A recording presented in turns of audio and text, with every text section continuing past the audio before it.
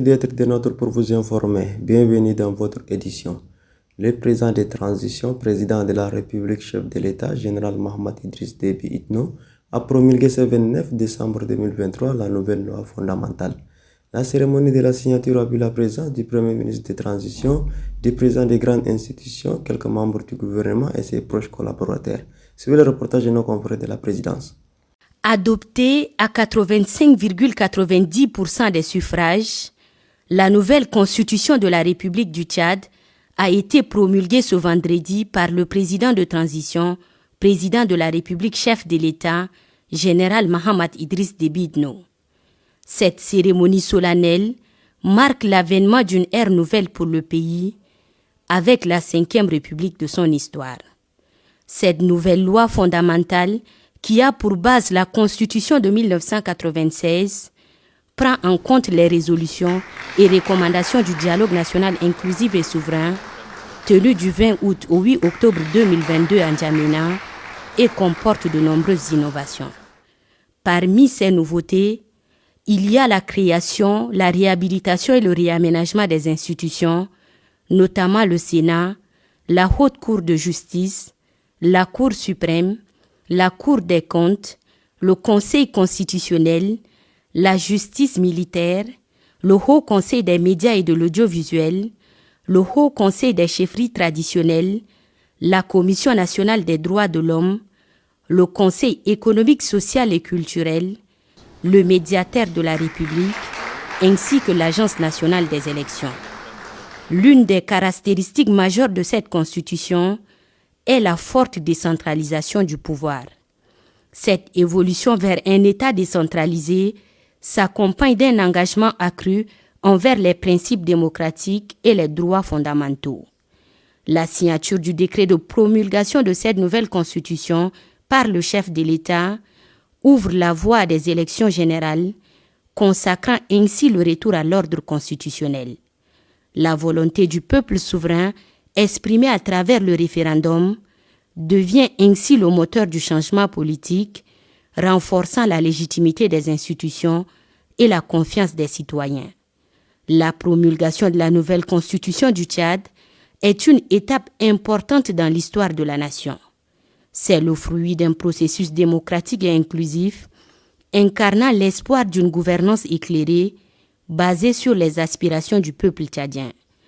La 5e République émerge, promettant un avenir de stabilité, de prospérité et de démocratie pour le Tchad.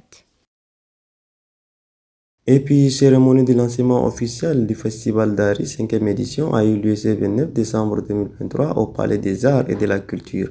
Le président de transition est représenté à cette cérémonie par le ministre d'État, ministre et secrétaire général de la présidence, Mohamed Ahmad Alabo, et qui a vu la présence de plusieurs membres du gouvernement, les ambassadeurs accrédités au Tchad et les conseillers nationaux, ainsi que le sultan de la ville de N'Djamena, urbain et rural. Dans ce discours, le ministre d'État, ministre et secrétaire général à la présidence, Mohamed Ahmad Alabo invite les Tchadiens à venir visiter ce festival. Suivez un extrait de ses propos.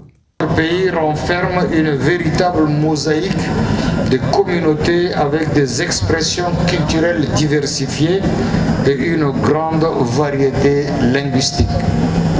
Notre beau pays dispose d'un riche patrimoine culturel immatériel, à savoir les traditions et expressions orales, les arts du spectacle, les pratiques sociales, les rites et les événements festifs, ainsi que les connaissances et pratiques concernant la nature de l'univers, les savoir-faire liés à l'artisanat traditionnel.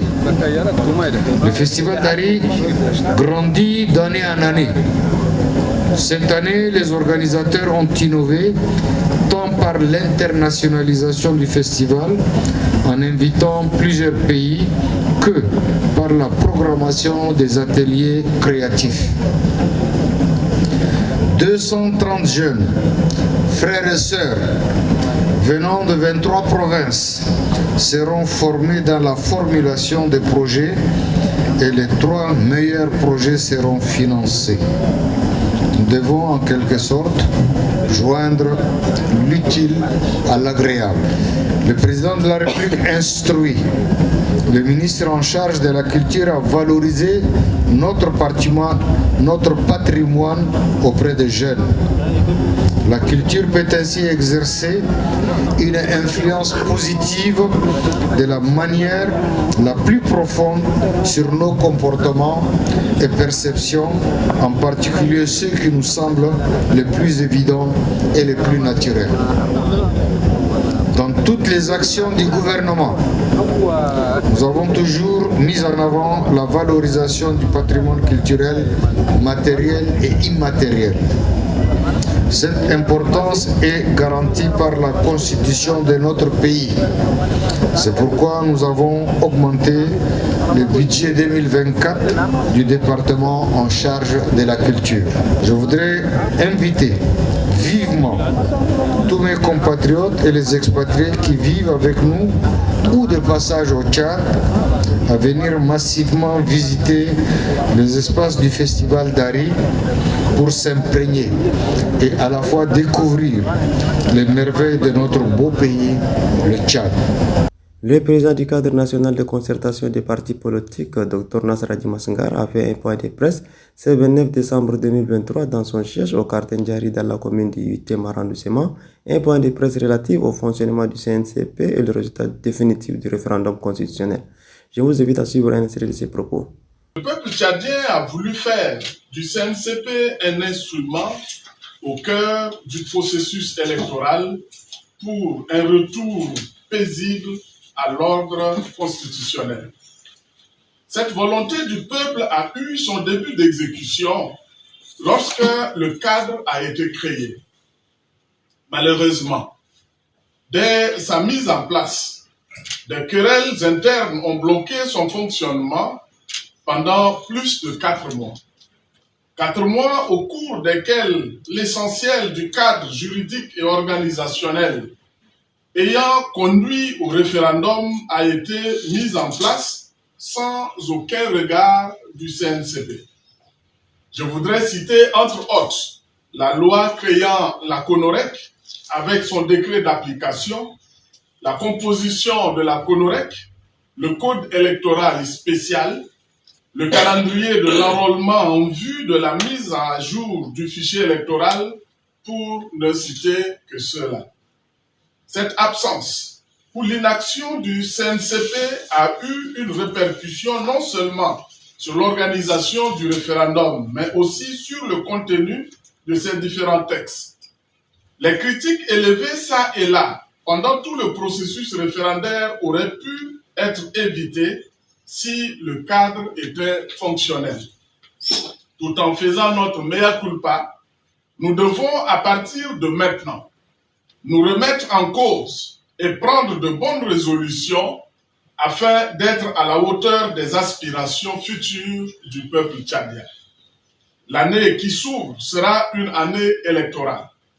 Cependant, avant l'organisation des différentes élections à venir, différentes institutions doivent être mises en place et divers textes doivent être pris conformément à la nouvelle constitution. Nous ne saurons terminer nos propos sans mentionner le référendum qui vient de s'achever hier avec la proclamation des résultats définitifs par la Cour suprême. 2 camps s'étaient opposés pendant les campagnes. Le peuple tchadien a voté. Contestable ou non, la Cour suprême a définitivement clos les débats. Le président de la République vient de promulguer la nouvelle constitution. C'est peut-être une information pour certains d'entre nous, mais cela vient d'être fait ce matin seulement, il y a 1 heure. Cette constitution devient désormais la loi fondamentale qui nous régira tous pour les prochaines années. Donnons-nous les mains et travaillons tous ensemble à l'émergence de notre nation. Que nos divergences de vues soient réglées par des voies pacifiques, à travers des concertations et le dialogue franc, tout en se disant que nul ne détient le monopole de la vérité. Je referme cette édition. Merci de l'avoir suivi. À demain, Inch'Allah.